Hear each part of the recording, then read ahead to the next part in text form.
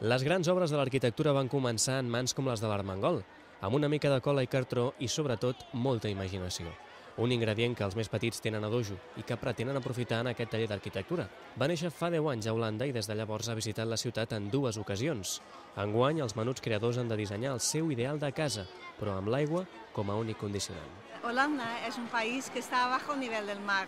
Entonces nosotros y también los arquitectos tenemos mucho que ver con construir con agua, debajo del nivel del agua o con agua que está subiendo.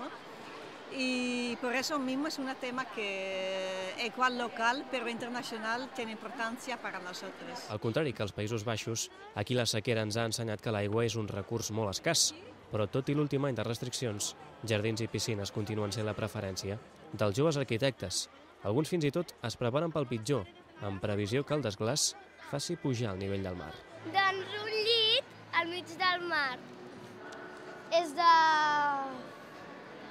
Està fet amb suro, amb un mantel, i també poso la cartolina blava perquè sembli mar i costa bastant. Estic fent un submarí que a dintre hi ha una casa, i el que estic fent es tracta del mar.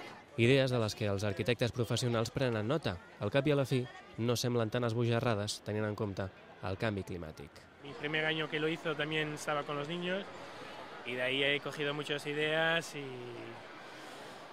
y también te encuentras niño otra vez, ¿sabes? Del taller en surten més de 600 projectes. Qui sap si d'aquesta jove pedrera d'artistes n'acabi sortint algun referent per Barcelona, com va ser en el seu dia Gaudí.